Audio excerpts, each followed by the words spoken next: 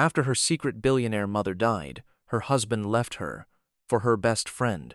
Most women never find out the truth about where they came from. Diana Calloway was one of them, until a dead woman's secret changed everything. She had lived 42 years believing she knew who she was. A nurse, a wife, a daughter, a friend. She had built her life on those four walls, and she had been proud of what she built. But on a Tuesday morning in October, a phone rang in a modest kitchen in Columbus, Ohio, and the woman who answered it walked into that call as one person, and came out the other side as someone the world had never met. Because the truth about Diana Calloway had been buried for 42 years by a woman Diana didn't even know existed. And that woman had just taken every secret she ever kept straight to her grave. Almost one phone call. That's all it took. One phone call, and the life she thought she knew collapsed like a house built on sand. Think about that for a moment. Think about everything you've spent your life building. Your home, your marriage, your friendships. The version of yourself you present to the world every single morning. Now imagine that every single one of those things is about to be tested in the same 60-day window. Imagine finding out that the person who gave you life had been watching you from a distance for 4 decades, had known your name and your face and your address, and had chosen silence over and over again, until she ran out of time. That is where Diana's story begins, not with a crime scene, not with a courtroom. It begins with a phone ringing on an ordinary Tuesday that was about to become the most extraordinary day of her life. Her biological mother had just died, a woman Diana had never met, a woman she didn't even know existed. And this woman, this stranger, had left Diana everything. $2.4 billion. The kind of number that doesn't feel real when you first hear it. The kind of number that makes people around you change in ways you don't notice right away, because you're too busy trying to process the grief of losing someone you never had the chance to love. That is the cruel irony at the center of this story. That Diana was handed more money than most people will see in 100 lifetimes at the exact same moment she was handed the most profound loss of her life. And the two things arrived together, wrapped in the same manila envelope, sitting on a mahogany desk in a law office that smelled like old wood and old money. But here's what nobody tells you about inheriting a fortune. Sometimes the money doesn't save you. Sometimes it destroys you first.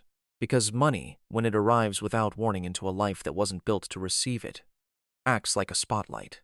And a spotlight doesn't create what it illuminates. It only shows you what was already there. What was already there in Diana's marriage. What was already there in her best friendship. What was already there in the people she had trusted most deeply for the better part of her adult life. She thought she was stepping into abundance. She had no idea she was stepping into a carefully constructed trap that had been set months before Eleanor Whitmore drew her last breath. Within 60 days of receiving that inheritance, her husband of 14 years walked out the door, and he didn't go alone.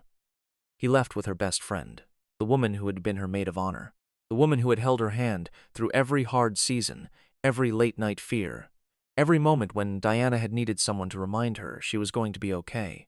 That woman was gone too, and the silence they left behind was the kind that doesn't just fill a room, it rewrites every memory you have of the years that came before it. Diana would later describe those first weeks as feeling like she was standing in her own house and not recognizing a single thing in it. Everything looked the same. Nothing was. Before we go any further, let us know in the comments where you're watching from. We'd love to hear from you. And don't forget to hit that subscribe button so you never miss any of our upcoming videos. Because what you're about to hear is the kind of story that stays with you long after the screen goes dark. It is a story about secrets and the damage they do when they're kept too long. It is a story about love that showed up too late and greed that showed up right on time. It is a story about a woman who lost nearly everything and chose, against every instinct, to build something anyway. And it begins, the way so many of the most devastating stories do, not with a villain making a dramatic move, but with an ordinary woman sitting at her kitchen table, watching her coffee go cold, holding a phone she wasn't sure she wanted to answer. Diana Ann Calloway was born on March 5, 1982, in Columbus, Ohio. She was placed with her adoptive family within days of her birth, and from the very beginning, Frank and Ruth Calloway made sure she knew she was wanted. Frank was a mechanic, a big quiet man who expressed love through acts rather than words. He was the kind of father who showed up. Ruth was a school teacher who believed in the power of honesty above almost anything else. They had tried for years to have biological children before they adopted Diana, and by all accounts, The day she came into their lives was the day both of them exhaled for the first time in years. Diana grew up in a two-bedroom house on a street with wide sidewalks, neighbors who knew each other's names. She was not rich. She was not extraordinary in the ways the world typically measures. She was, by her own description, steady. And steady, she would eventually come to understand, is worth more than almost anything. She knew she was adopted. Frank and Ruth had told her early, the way people tell their children the important things. Not all at once, but gently over time in pieces they were old enough to hold. They framed it with love, the way good parents do. Diana grew up not with resentment about her origins, but with a quiet curiosity she mostly kept to herself. She didn't obsess over it. She didn't build her identity around the question of where she came from, the way some adoptees do. She had a family. She had a home. She had Ruth reading to her every night until she was old enough to read for herself, and Frank teaching her to change a tire in the driveway on a cold Saturday when she was 12 years old because, he said, he wanted her to know how to take care of herself. She was loved, she knew it, and for a long time that was enough. She went into nursing almost without thinking about it. She had always been a person people leaned on. It was wired into her in some fundamental way that had nothing to do with training. In high school, she was the one who sat with the girl crying in the bathroom. In college, she was the one who remembered that her roommate's mother was having surgery and called to check in. She had a quality that is harder to teach than any technical skill. She made people feel seen. And as a nurse in the pediatric ward of a major Columbus hospital, that quality turned into a vocation. She was good at her job in the way that has nothing to do with performance. She cared, genuinely and without conditions. The patients noticed it. Her colleagues noticed it. And in a profession where burnout arrives early and often, Diana Calloway had managed, after nearly 15 years on the floor, to hold on to the thing that brought her there in the first place. It was in her final year of nursing school that she met Celeste Warren. They were assigned as roommates by a university housing algorithm that couldn't have known what it was setting in motion. From the outside, they were an unlikely pair. Diana was organized and grounded, the kind of person who made a grocery list and stuck to it. Celeste was electric, the kind of woman who walked into a room and immediately raised the temperature of it. She was funny in a way that was always slightly risky, always right on the edge of saying the thing nobody else would say. She was impulsive in ways that frustrated Diana and delighted her in equal measure. She had a laugh that carried down the hallway, and an ability to turn any ordinary evening into something worth remembering. Diana loved her the way you love a force of nature, with a mixture of admiration and relief, that you get to be near it without being consumed by it. They graduated together. They stood next to each other in their white coats, with their arms around each other, squinting into the sun for the photograph that would sit on Diana's refrigerator for years afterward. Celeste went to work in an emergency room across town. Diana stayed in pediatrics. Their careers pulled them in different directions, but their friendship held. Weekend phone calls that ran 2 hours. Birthdays remembered without reminders. The kind of friendship that makes you feel, on your worst days, like you are not as alone as the moment is making you feel. Diana trusted Celeste with the things she didn't say out loud to anyone else. Her fears about the future, her doubts about herself, the quiet loneliness that sometimes settled over her even in the middle of a full and busy life. She trusted her completely. That is the detail that matters most. Remember it. Marcus Calloway entered Diana's life at a party in the autumn of 2008. He was introduced through a mutual friend, a colleague of Diana's who had been trying to set her up for months. Diana had resisted. She was 36 years old and had been in 2 relationships that had ended painfully enough to make her cautious. She had not closed herself off. She was too fundamentally open for that. But she had become careful in the way that people become careful after they've been hurt. She arrived at the party not expecting anything. She was planning to stay for an hour, say her hellos, and go home to the book she was halfway through. Marcus crossed the room to her within 20 minutes of her arrival, and he didn't lead with a line or a compliment. He asked her what she was thinking about, not what she did for work, not where she was from, what she was thinking about. And Diana, who had spent most of her adult life being the person who asked questions rather than answered them, found herself talking for 45 minutes without once looking at her watch. She fell in love carefully and then completely. That was always Diana's way. She moved slowly, held back until she was certain, and then gave everything she had. Marcus was charming and attentive. He was a real estate agent with ambitions that were larger than his current circumstances, and he spoke about his future with a conviction that Diana found compelling. He wanted things, he worked for them. He was not passive or satisfied or small in his thinking, and Diana, who had spent years caring for others, found something almost intoxicating about being with a man who wanted to build something big. She believed in him. She believed in the version of himself that he showed her. The man who showed up with her favorite takeout when she'd had a hard shift, who remembered that she hated tulips and loved peonies, who laughed at the right moments and went quiet at the right moments. She believed in that man for 14 years. That is not naivety, that is love, and the failure that was coming was not hers. They married in June of 2010.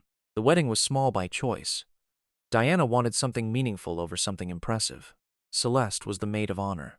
She gave a speech that made every person in the room laugh and then cry within the space of 4 minutes, which was exactly the kind of thing Celeste was capable of. She talked about Diana's steadiness. She talked about how Diana was the person you called when the world felt like it was coming apart at the seams, and how Marcus was lucky, genuinely lucky, to have someone in his corner who would love him the way Diana loved. Marcus cried at that part.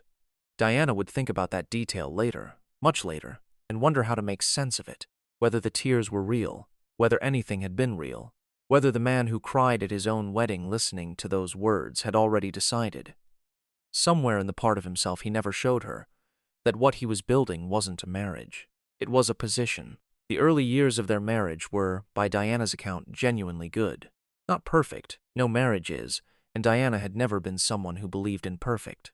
Marcus had a temper that emerged when business was slow, a restlessness that made him difficult to be around when deals fell through. He cycled through ambitions the way some people cycle through hobbies. Real estate, then investment properties, then a brief and expensive interest in starting a commercial development company that went nowhere. Diana steadied him through each one. She was the financial anchor in years when Marcus's income was inconsistent, and she managed their money with the same quiet competence she brought to everything else in her life. She did not resent it. She saw it as partnership. She saw it as the ordinary give and take of a marriage, where two people are building something together, and one sometimes carries more than the other. What she did not see, what she had no way to see, was how Marcus was watching all of it, calculating, filing it away. They had talked about children early on, the way couples do. Diana had wanted them deeply. Marcus had been less certain, and as the years passed, his uncertainty hardened into a quiet resistance that he never stated outright. Diana grieved that privately. She did not push. She had always been the kind of woman who absorbed other people's limits without requiring an explanation. And, in this case, that quality, the same quality that made her an extraordinary nurse, cost her something she would carry for years. By the time she understood that Marcus had no intention of ever becoming a father, they had been married for 7 years, and she had already quietly let go of the things she'd wanted. She kept it to herself. She didn't even tell Celeste everything. Some losses you carry alone, not because there is no one to tell, but because saying them out loud makes them too heavy to pick back up again. Now, to understand everything that is about to happen, to understand why Diana's inheritance did not arrive as a gift but as a detonator, you have to understand Eleanor Whitmore. You have to understand the world she came from, and the decision she made at 19 years old that would cast a shadow over the rest of her life. Because Eleanor is not a villain in this story. She is something more complicated than that. She is a woman who was failed by the people who should have protected her, who made a choice she could not take back, and who spent the next 4 decades living with the architecture of that choice surrounding her like a house she could never quite make a home. Eleanor Whitmore was brilliant. She was powerful. She was, by every external measure, a success. And she was, by her own account in a letter nobody would read until after she was gone, one of the loneliest people she had ever known. Eleanor Ann Whitmore was born in 1953 into the kind of family that had been wealthy long enough to have forgotten what it had cost to become that way.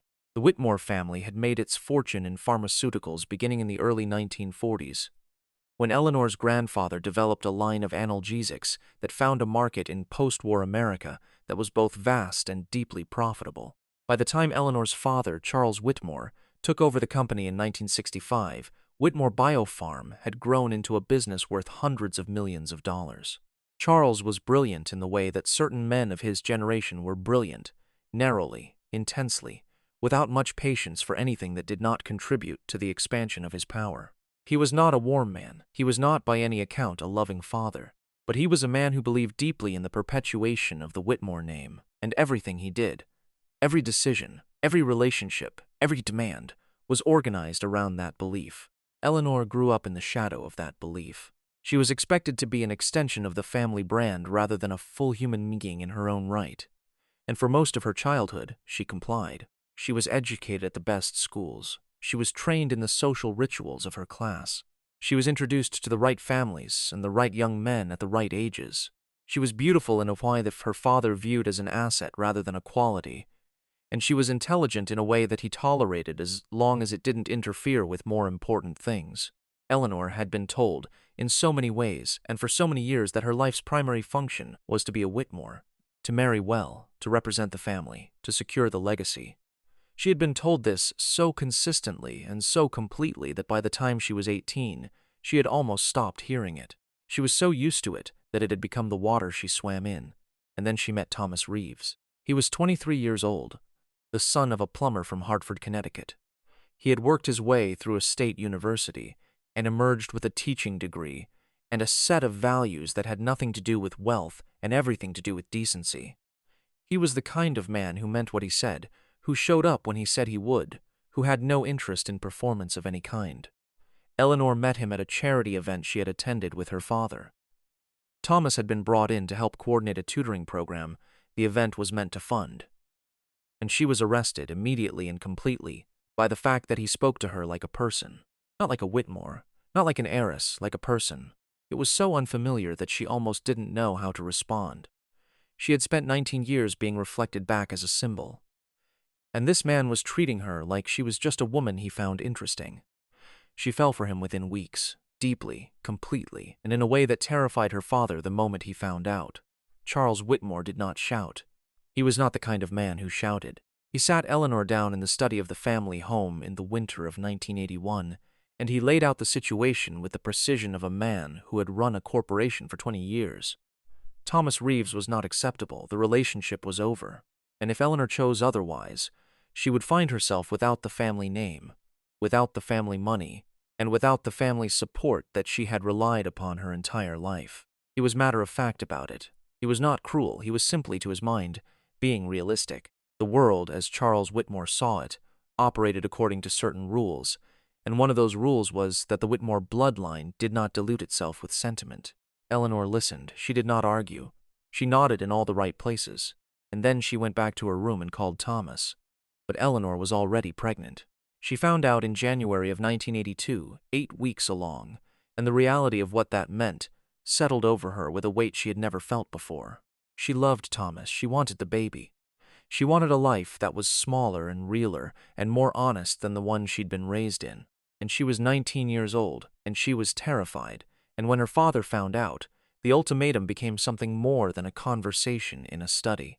It became a complete and total severance of everything Eleanor had ever depended on. Her father made it clear that if she chose Thomas and the baby, she would have nothing. No money, no family support, no home, no name. And Thomas was a 23-year-old schoolteacher who loved Eleanor genuinely, but could not have known what it would mean to take on a woman cut off from her entire support system with a newborn on the way. Eleanor looked at him and she made the calculation that a 19-year-old girl makes when she believes she has no other options. She chose what felt in that moment like the only survivable path. She gave up the baby. She told Thomas it was over. She said things to him that she had not meant, things she had been coached to say by her father's attorney, things that were designed to make Thomas walk away and not look back. Thomas walked away because Eleanor told him to, because he respected her enough to believe her when she said it was what she wanted, because he could not have known that she was standing in a room with invisible walls on every side, saying the words that had been placed in her mouth by a man who had decided her life for her before she was old enough to fight back. Thomas Reeves left. Eleanor never saw him again. And on March 5th, 1982, Diana was born and placed with the Calloway family, and Eleanor Whitmore went back to being a Whitmore, with everything that entailed and nothing that mattered. Eleanor inherited Whitmore Biofarm at 40, when Charles died of a heart attack in a New York hotel room. Her brother Richard had been passed over, a decision Charles had made years before his death, based on assessments of his children's capabilities that were clear-eyed in the way that only ruthless men can afford to be about their own offspring. Richard had always been the more volatile of the two siblings, the one whose ambition outpaced his judgment, the one whose deals had a way of curdling at the last moment because he could not resist pushing too hard. Charles had seen it and had made his choice. He left the company to Eleanor and a significantly smaller financial settlement to Richard, and Richard had never forgiven his sister for a decision that was their father's and not hers. But that is the nature of inherited grievances. They get aimed at whoever is standing closest. Eleanor ran Whitmore Biofarm with a precision that surprised the industry and would not have surprised anyone who actually knew her. She was strategic and unsentimental in the boardroom in a way that echoed her father's best qualities without his worst ones.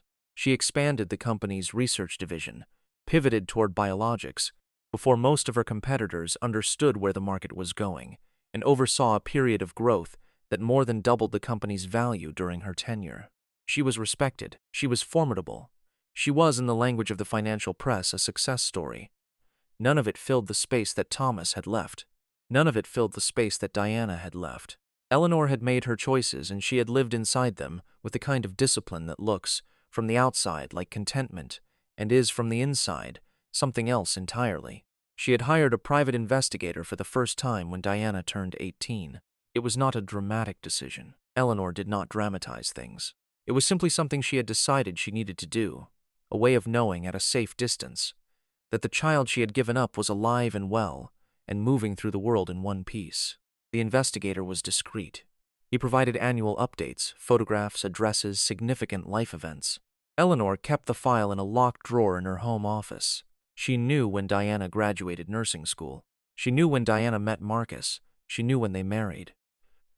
She sent an anonymous donation to the Columbus Children's Hospital every year on Diana's birthday because it was the closest thing to a gesture she allowed herself. She never reached out. She told herself it was because she didn't want to disrupt Diana's life. She told herself that until she almost believed it. The truth was simpler and harder than that. She was afraid.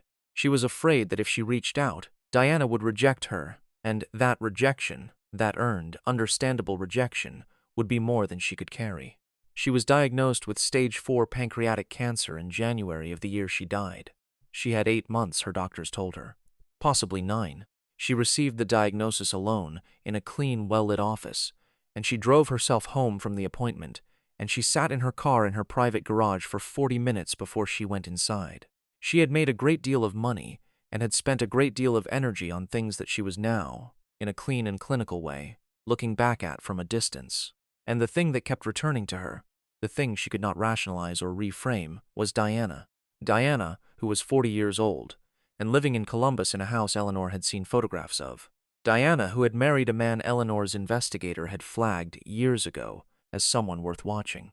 Diana, who had been steady and kind and good in every report Eleanor had ever received, and who had never known, not once in 40 years, that she was loved. Eleanor called Gerald Finch the day after her diagnosis. She had been a client of his for nearly a quarter of a century, and Finch had learned, over those years, that Eleanor Whitmore did not make calls without a clear purpose. She told him what the doctors had said. She told him what she wanted to do. She spent the next 8 months updating her will, with the precision of a woman's settling accounts she had been putting off for a very long time. She updated it 3 times before she was satisfied. She added the clause protecting Diana from any marital claim on the estate. She added it without explaining it to Finch, who knew better than to ask for explanations he had not been invited to request. She wrote the letter. She sealed it herself. She handed it to Finch with instructions to deliver it personally. And then she did what Eleanor Whitmore had done her entire life. She made sure everything was in order, and she went to meet whatever was next. Gerald Finch called Diana at 9:14 on a Tuesday morning in October. Diana was at the hospital between patients, standing in the corridor near the nurse's station, with a paper cup of lukewarm coffee she hadn't had the chance to drink yet. She did not recognize the number. She almost let it go to voicemail. Something stopped her. She would say later that she didn't know what it was, just a feeling, the particular quality of the silence before she answered. Finch introduced himself calmly and asked if she was in a place where she could speak privately. She stepped into an empty consultation room and closed the door. He told her that her biological mother had died 3 days earlier. He told her his client's name was Eleanor Whitmore. He told her there was a matter of the estate he needed to discuss with her in person, and that he understood this was a great deal of information to receive at once. He told her he was sorry for her loss. Diana stood in that consultation room for a very long time after the call ended. A colleague knocked on the door to check on her 20 minutes later, and Diana told her she needed the rest of the day. She got in her car. She drove to Gerald Finch's office and sat across from him in a chair that was worth more than anything she owned, in an office full of evidence of a world she had never been part of. And she listened to him tell her that she was the sole heir to an estate worth $2.4 billion. She did not cry, she did not speak for several minutes. Then she asked one question. She asked if her biological mother had been alone when she died. Finch paused before answering. He said that Eleanor had been at home with a nurse and a housekeeper. "There's no family." Diana nodded. She said quietly that she wished she had known. Finch handed her the sealed envelope and told her that Eleanor had anticipated she might feel that way. She drove home with the envelope on the passenger seat, sealed. She didn't open it. She was not ready. She walked into her kitchen, put her bag on the counter, and sat down at the table where she had eaten 1,000 ordinary breakfasts with Marcus, and she waited for him to come home. Marcus arrived at 6:30. Diana told him everything that Gerald Finch had told her. She watched his face as she spoke. She told him about Eleanor, about the inheritance, about the letter she hadn't opened yet. She told him she didn't know how she felt, that she was somewhere between grief and shock and something she couldn't yet name. She told him she needed him. She said those exact words, and Marcus sat across the table from his wife of 14 years, the woman who had steadied him through every failed business venture, every financial rough patch, every restless season, and he asked her 3 questions. How much exactly could it be tested? And how long before it transferred? Diana told herself, in the days that followed, that this was simply how Marcus processed difficult information. He was a practical man, she told herself. He needed the facts before he could access the feelings. She had been making that particular translation for years, taking the way Marcus actually was, and converting it into something more charitable, something that fit the man she had decided to love. She had become so skilled at this translation that it happened almost automatically now, the way you stop noticing the hum of a refrigerator because it has been there so long. She told herself that his questions were practical, that his calm was just his way, that the man who had cried at their wedding was still in there somewhere and would eventually surface. She told herself this. She was very good at telling herself things. The problem was that the story was already over, and she was the last person in the room to know it. What Diana didn't know on that October evening, and what she would not fully understand until a private investigator named Paul Okafor put a file in front of her months later, was that Marcus Calloway had not been surprised by her news. Not truly, he had been waiting for it. He had known, not the precise timing, not the exact amount, but the broad shape of what was coming, for the better part of a year. And the reason he knew was a man named Richard Whitmore, Eleanor's brother, who had contacted Marcus through a mutual business connection 14 months before Eleanor died. Richard had done his own research. He had found out about Diana years earlier. It was not difficult, with the right resources and the right motivation, and he had spent considerable time formulating a strategy for what he intended to do when Eleanor eventually died and the estate became an issue. Richard had no legal grounds to contest the right. He knew that. Eleanor was sharp and meticulous, and any will she produced would be airtight. But Richard understood something else. He understood that the people around the heir were sometimes a more viable lever than the legal system. Richard's approach to Marcus was cordial and gradual. He did not propose anything illegal. He simply shared information about Eleanor's illness, about the estate, about the likely inheritance. He framed it as family intelligence, as something Marcus deserved to know, given that his wife was the heir. And Marcus, who had spent 14 years watching Diana be steady and competent, and financially careful while his own ambitions went nowhere in particular, received this information and sat with it in the way a man sits with something he is deciding whether to act on. It did not take him long to decide. Marcus Calloway was not a complicated man. He was a man who had always wanted more than he had, who had always believed he deserved more than he had gotten, and who had been presented, finally, with what looked to him like a clear path to something extraordinary. All he needed was to position himself correctly before the money arrived, and positioning, in Marcus's professional world, was something he understood very well. The question of Celeste is the one that Diana has said she found the most difficult to answer, not because the facts were unclear, but because they were too clear. Celeste had been her closest friend for 20 years. She had stood at Diana's wedding and given a speech about Diana's capacity for love. She had sat across from Diana at countless kitchen tables and listened to Diana talk about her marriage with the attentiveness of someone who genuinely cared. And she had, simultaneously for at least 14 months, been in daily contact with Marcus. Not just in contact, in a relationship that was, in every meaningful sense, real. Phone records obtained through the divorce proceedings showed calls that ran well past midnight, text threads that spanned years of the marriage. A history that Diana had been entirely unaware of while it was being built inside the boundaries of the life she thought she shared with both of them. The question of when it became strategic, when Celeste shifted from participant to conspirator, is one that may never have a fully satisfying answer. What is clear is that Marcus had included Celeste in his thinking at some point before Eleanor died. He had told her about Richard's information. He had laid out, according to Celeste's own later account, what he intended to do.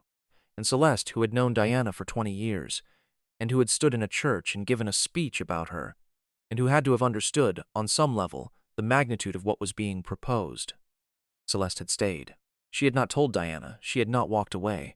She had remained in the arrangement, continued showing up at Diana's kitchen table, continued answering Diana's calls, continued being the friend Diana believed her to be, while simultaneously being the person who was going to help take everything Diana had just inherited and funnel it towards someone who had never deserved any of it. The first 30 days after the inheritance announcement were outwardly calm in the way that a storm is calm before it fully arrives. Diana began the process of meeting with attorneys and financial advisors. She took calls from a press that had somehow gotten hold of the story. Eleanor's death had not gone unnoticed in the financial world, and the question of who the heir was had been answered faster than Gerald Finch would have liked. Diana gave no interviews. She issued a brief written statement acknowledging that she was Eleanor Whitmore's daughter and requesting privacy as she processed her grief. The grief was real. Whatever complexity surrounded the circumstances of Eleanor's life and choices, Diana was mourning the woman she had never met in the way that you mourn an idea. Not what was, but what could have been. She was mourning 42 years of dinners they never had, and phone calls that never happened, and a mother who had watched her from a distance and found her worthy of everything she had. Richard Whitmore filed his legal challenge to the will in the 3rd week of November. His grounds were that Eleanor had been of diminished mental capacity at the time of signing, a claim that was thin from the beginning and would become thinner with every round of discovery. Gerald Finch had anticipated the challenge and had prepared accordingly. He had 3 signed evaluations from separate mental health professionals who had assessed Eleanor during the period in question. He had correspondence from Eleanor dated within weeks of the signing that demonstrated a level of clarity and precision that would have been difficult to argue against even without the evaluations. Richard's attorney was good, but he was working with weak material and both sides knew it. The challenge was less legal strategy than a declaration of intent. Richard wanted Diana to know he was there, that he was not going to accept the outcome quietly, and that the fight for the Whitmore estate was not over just because the courts had not yet formally dismissed him. Marcus filed for divorce in the 2nd week of December, 31 days after Diana received the inheritance announcement. He did not leave dramatically. He did not have a conversation that lasted into the night, did not offer explanations or apologies in any proportionate measure. He sat down at the kitchen table on a Wednesday evening and said he wanted a divorce, that he had been unhappy for years, that he had tried, and that he was sorry. He was calm, he was brief. He had clearly rehearsed it, because it came out with the even cadence of something that has been said many times in a mirror. Diana asked him if there was someone else. He said no. She looked at his face and she believed him, or she wanted to believe him, which is a different thing that can look identical from the outside. He moved out 3 days later. He took the things a man takes when he has decided in advance what he will need. He was organized about it. He had thought about it. Diana stood in the hallway and watched him carry boxes to a rental truck and felt, she later said, like she was watching a stranger. 3 days after Marcus moved out, Celeste Warren posted a photograph on her personal social media account. It was taken at what appeared to be a beach. Late in the day, the light going gold and horizontal the way it does in the last hour before dark. The photograph showed Celeste and a man. His face was partly turned away, but the angle was not sufficient to make him unrecognizable. Not to someone who knew him. The watch on his wrist was a Breitling chronograph, a watch Diana had given Marcus for their 10th wedding anniversary. In a box she had spent 3 weeks selecting because she had wanted it to be right. The caption read, "Finally honest." Diana saw the post at 6:47 in the morning.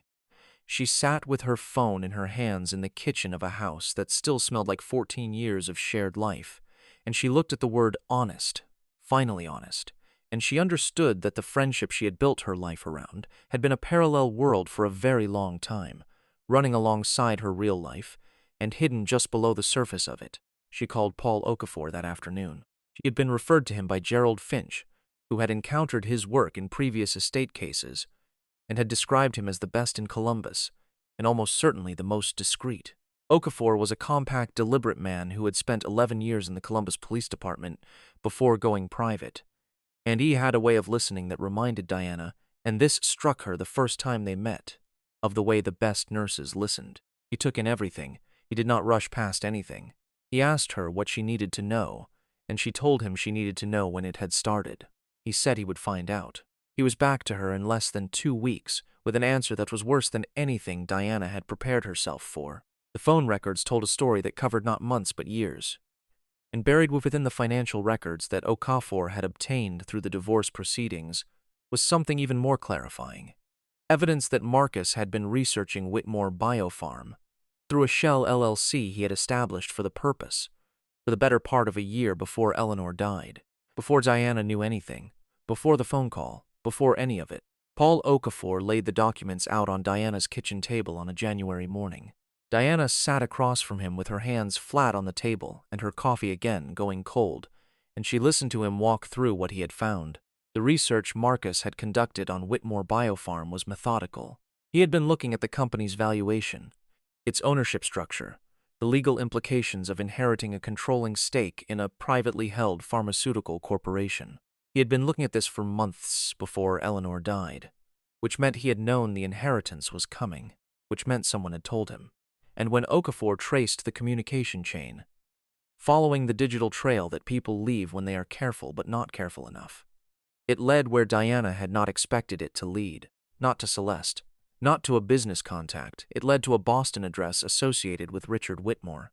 The connection between Richard Whitmore and Marcus Calloway was, on its surface, difficult to understand. They were not the kind of men who would naturally find each other.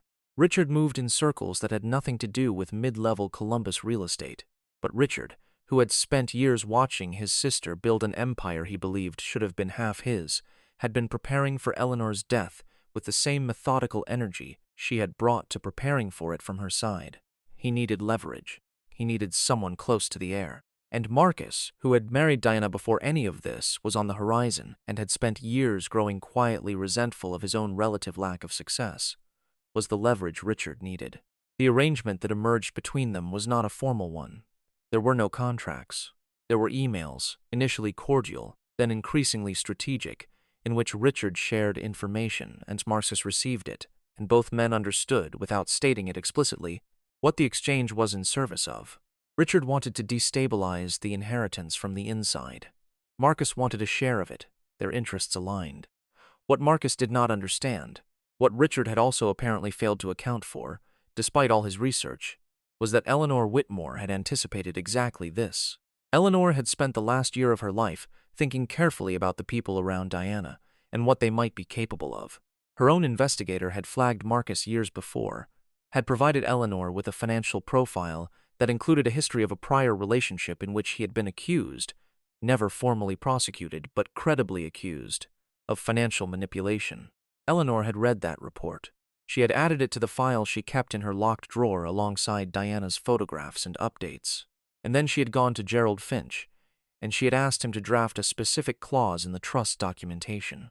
In the event that Diana's spouse of record filed for divorce or legal separation within 24 months of Eleanor's death, that spouse would be categorically and permanently ineligible to claim any portion of the inherited estate in any proceeding and in any jurisdiction.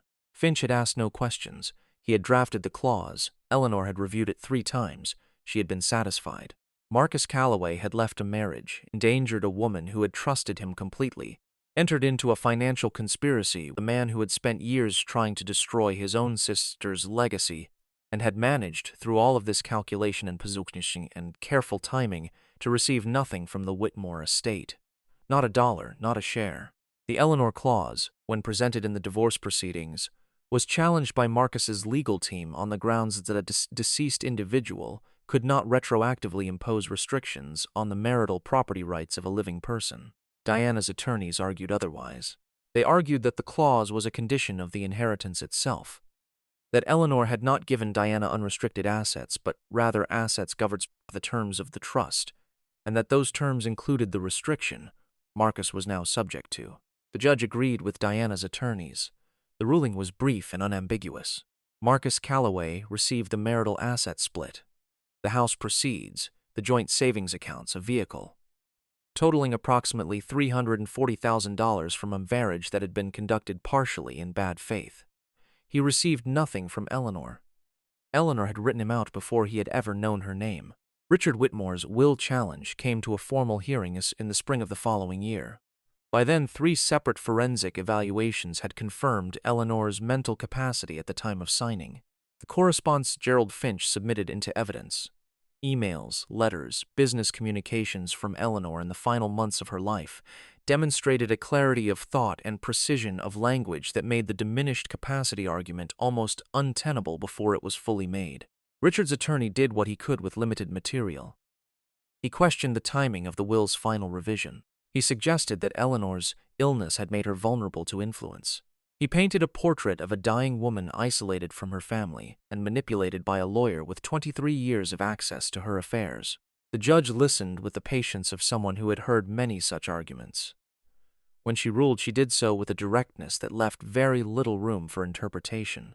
She described the evidence presented in Richard's challenge as speculative at best. She dismissed the case. Richard appealed. The appeals court upheld the original ruling in its entirety, in a decision that took 11 pages to explain what could have been said in 11 words. Eleanor Whitmore knew exactly what she was doing. Richard Whitmore has not spoken publicly since the appeal was denied. He resigned from the charitable board positions he held. He retreated from the professional circles he had occupied. What he is doing now, or where he goes from here, is a question that this story cannot fully answer.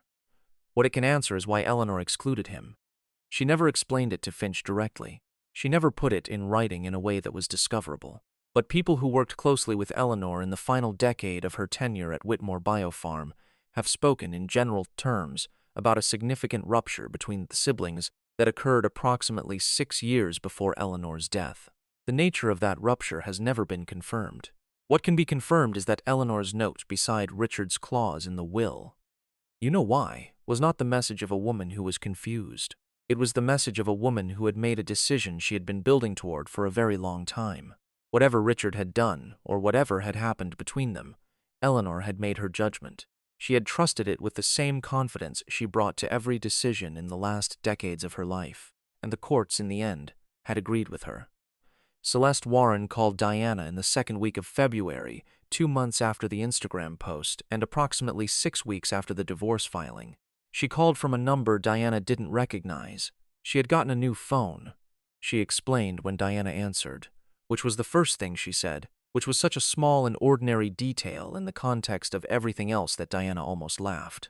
She said she knew she had no right to call. She said she understood if Diana hung up. She said there was something Diana needed to hear from her directly. Before the attorneys shaped the narrative in ways that would make it harder to understand what had actually happened. Diana did not hang up. She had always been the person who stayed on the line. She sat down at the kitchen table, that same kitchen table, in the house that was now hers alone, in the city where she had lived her entire adult life, and she listened. Celeste told her that Marcus had told her about the Whitmore estate approximately 6 months before Eleanor died. She told her that he had laid it out the way he laid out a business proposal, with a timeline and a structure and a projected outcome. She told her that he had been in contact with Richard Whitmore, that Richard had provided him with detailed information about Eleanor's estate and the likely inheritance, and that Marcus had spent months preparing for a financial strategy that involved leaving Diana, after the inheritance, transferred while simultaneously creating a marital asset claim that he believed would entitle him to a substantial portion of it.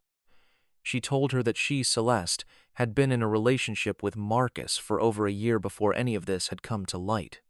A relationship that had begun before Marcus had any information about the estate, which was the part she needed Diana to understand, as if the timeline somehow changed the magnitude of the betrayal.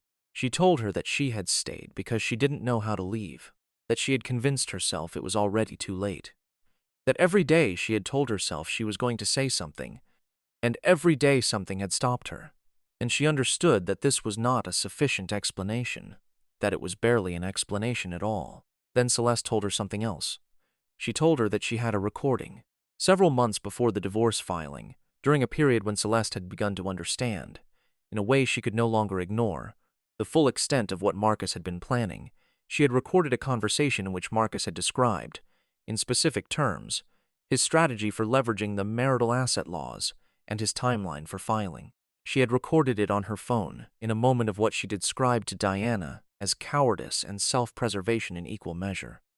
She had kept it because she had known, on some level, that she was going to need a way out when the walls finally closed in.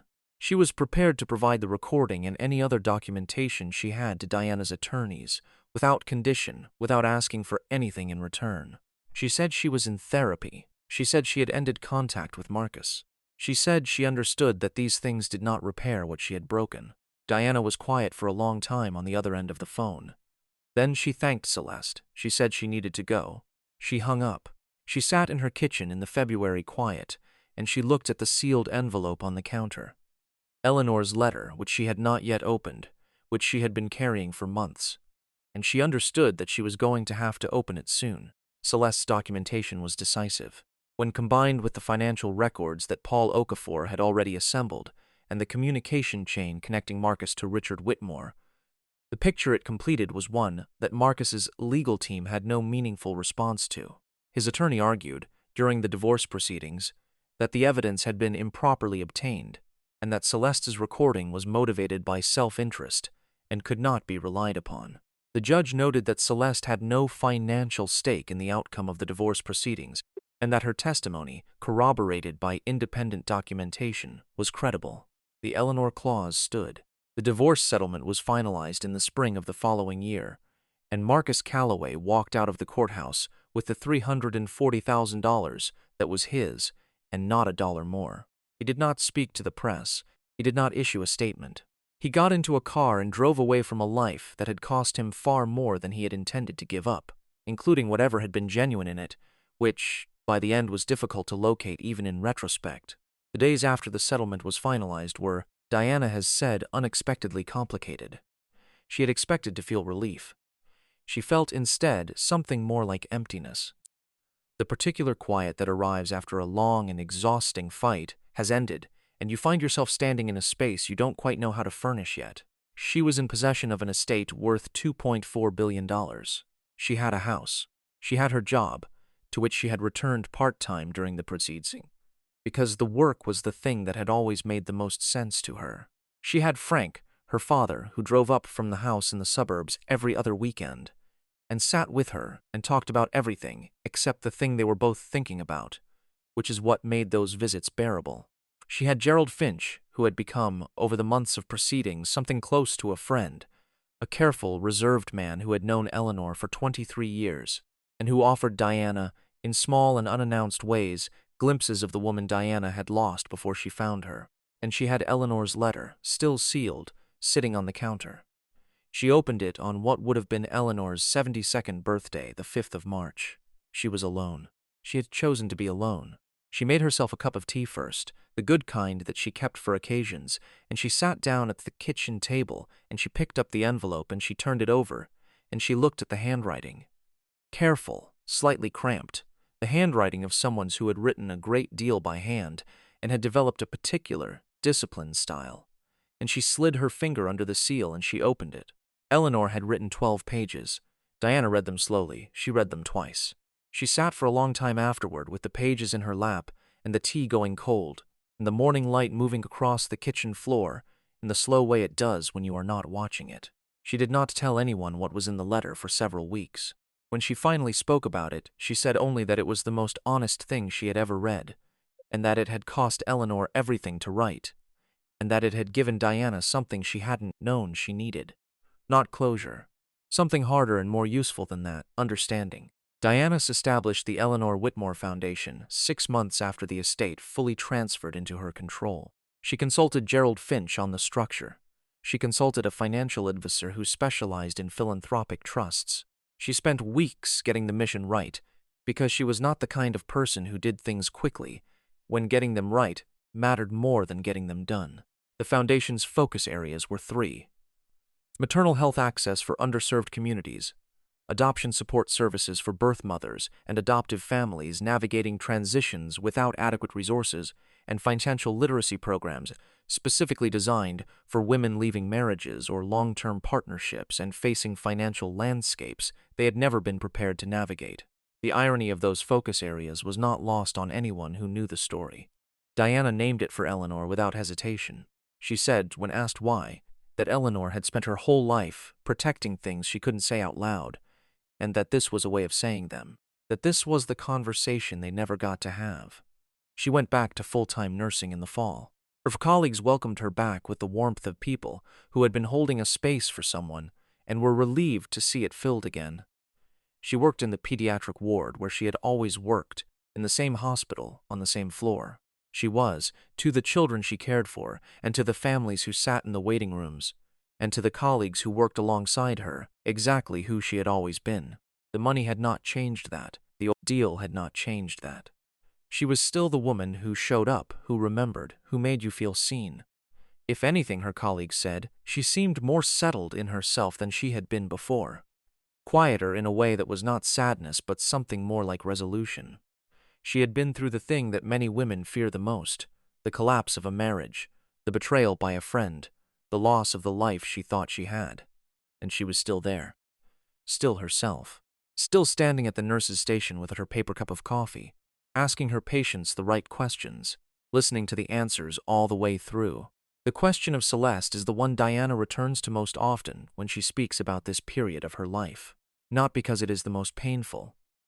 She has said that the relationship with Marcus, once the full scope of his planning became clear, felt more like a professional calculation than a personal loss.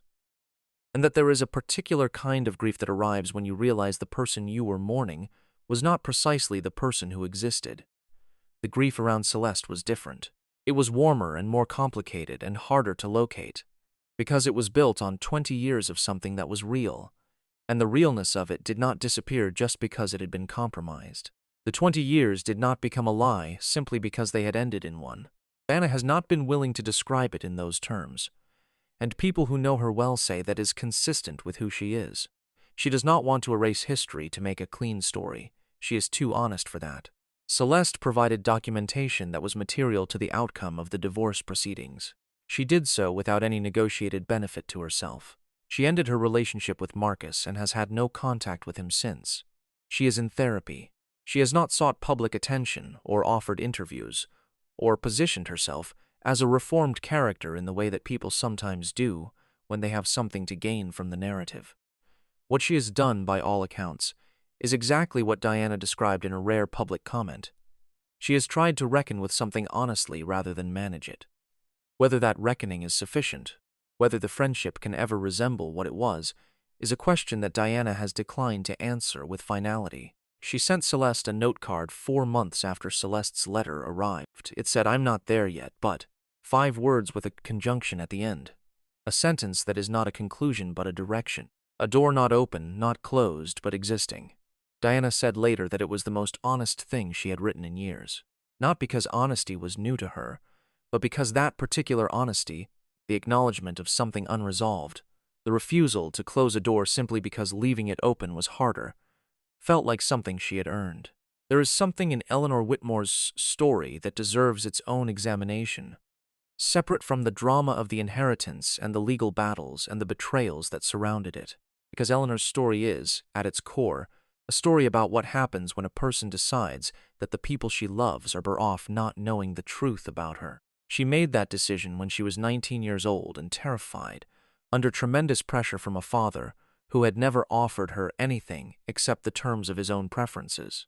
She can be understood in that decision. She can be forgiven in it. But she repeated it for 42 years after the original circumstances that had produced it were long gone. Her father died. Thomas Reeves left. The pressure was historical. By the time Eleanor was 40, by the time she was 50, by the time she had built an empire and had the resources and the standing to reach out to the daughter she had given up and to say what she had needed to say, she chose not to. Every year she renewed the choice.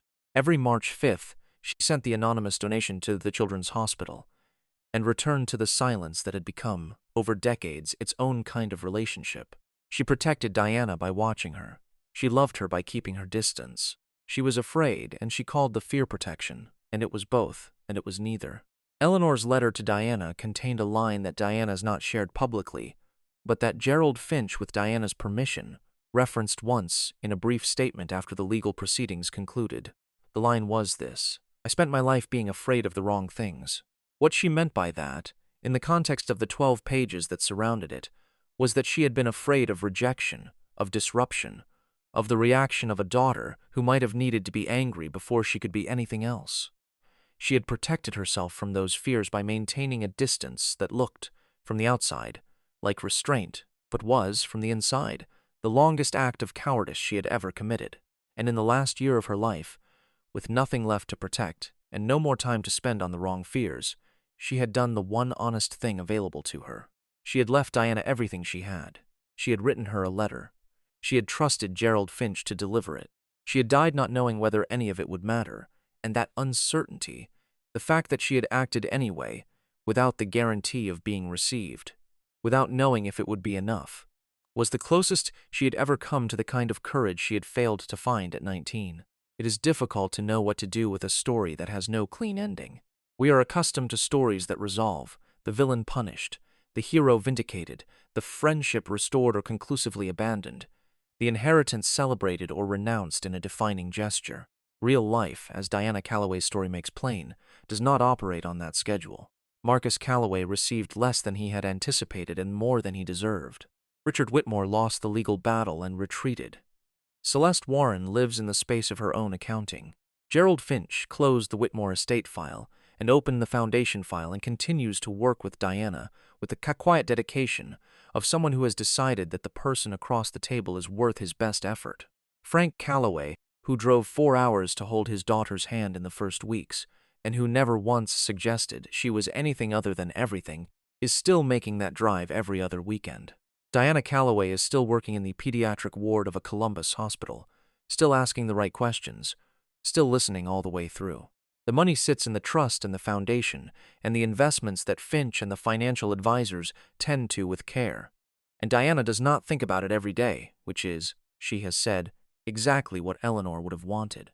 What this story says about trust, and about the people we choose to trust, and about the things that are done in the name of love that are not love at all, those are questions worth sitting with. Marcus trusted his own greed over everything else and ended up with a fraction of what he had gambled. Celeste trusted her own silence for too long and ended up living inside the consequences of it. Richard trusted that money was a sufficient substitute for being right.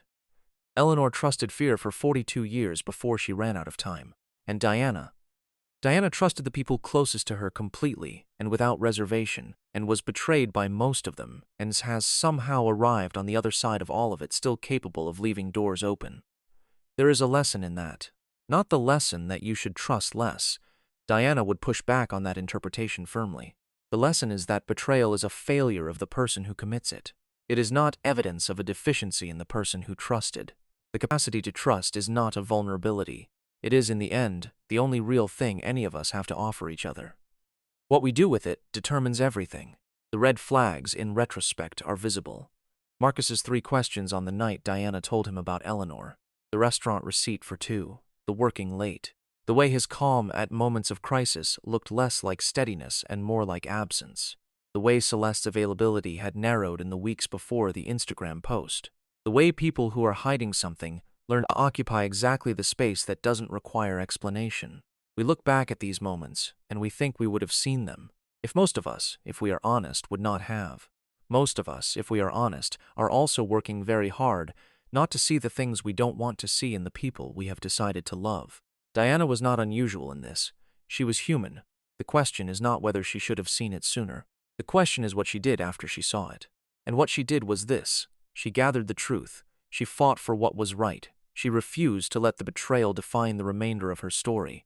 And she put her mother's name on a foundation that does for other women exactly what Eleanor had tried to do for her, from a distance, protect them, without the silence. Before we close this story, there is one more thing worth saying about Eleanor Whitmore. Not the businesswoman, not the heiress, not the woman who built a $2.4 billion estate and left it to a daughter she had watched from the distance of a private investigator's annual report, but the woman who in the last year of her life sat down and wrote 12 honest pages to a person she had never spoken to, knowing she would not be alive to read the response. That took something. Not the kind of courage that looks dramatic from the outside. There was no grand gesture, no reunion, no deathbed conversation that gave both women something to hold on to. Just 12 pages and a sealed envelope and a man she trusted with the instruction to put it in her daughter's hands. Eleanor operated at the scale of gestures that most people never see. She loved at the distance of anonymity for 42 years. She protected at the distance of a legal clause she never explained to anyone. She apologized at the distance of an inheritance that arrived without the person who gave it. You can call that insufficient. You can call it too little, too late, which is true in a chronological sense. You can also call it the best that a woman who had been failed by love at 19 and had never fully recovered could manage by 71. Both things are simultaneously and completely true. As Diana has said in the one extended interview she gave approximately a year after the estate proceedings concluded, that she does not consider herself a story about betrayal. She considers herself a story about inheritance, not the financial kind, but the deeper kind. The inheritance of Eleanor's fear, which she has chosen not to carry. The inheritance of Marcus's lesson, which is that greed and love cannot occupy the same space for long without destroying the other. The inheritance of Celeste's example, which is that it is possible to do tremendous damage to someone you genuinely love, and that the only honest response to that is accountability without expectation of absolution. And the inheritance of Frank and Ruth Calloway, who raised a daughter who, at the end of a year that would have broken many people, was still the woman who showed up, who listened, who left the door open and wrote a note-a-card that said, "I'm not there yet," but the Calloways, with their modest house and their straight talk and their 4-hour drives, gave Diana something Eleanor's billions could not buy, and Marcus's calculation could not duplicate. They gave her the foundation that makes everything else survivable. This is the kind of story that stays with you. Not because it is exceptional, because it is in the most important ways ordinary. The cast of characters and the scale of the inheritance are unusual. The rest of it, the trust misplaced, the long-held secret, the marriage that was something other than it appeared, the friendship that operated in 2 registers simultaneously, the woman who survived the collapse and rebuilt herself with the materials available. The rest of it happens every day, in living rooms and courtrooms and kitchen tables all over this country, without the $2.4 billion frame around it. Diana Calloway's story is unusual in its details and familiar in its shape. That is what makes it worth telling. That is what makes it worth sitting with. That is why, if you are watching this, I believe you already know something about what Diana felt when she sat at that kitchen table and waited for her coffee to go cold. You have sat at your own version of that table. We all have. The question is never whether the moment of reckoning arrives. The question is what you decide to do when it does. What do you think would have changed if Eleanor had reached out to Diana 20 years earlier, or 10, or 5? Would the money have mattered the same way? Would Marcus have behaved differently? Would the friendship with Celeste have held? Leave your answer in the comments below, because I genuinely want to know what you think. These are not rhetorical questions. They are the kind of questions that deserve real answers from real people, and this community consistently provides exactly that. And if this story moved you in any way, if it made you think about something in your own life, or someone you know, or a door you have been leaving open or closed longer than is good for you, share it with someone who needs to hear it. That is always the highest compliment a story can receive. Not that it was entertaining, but that it was true enough to be useful. If you stayed with this story from the beginning to this moment, thank you. That is not a small thing. You gave this story your time and your attention, which are the most valuable things any of us have. I do not take that lightly, and I try, with every story I bring to this channel, to give you something worth the exchange. Subscribe if you have not already, because tomorrow we are covering a case of another betrayal extraordinary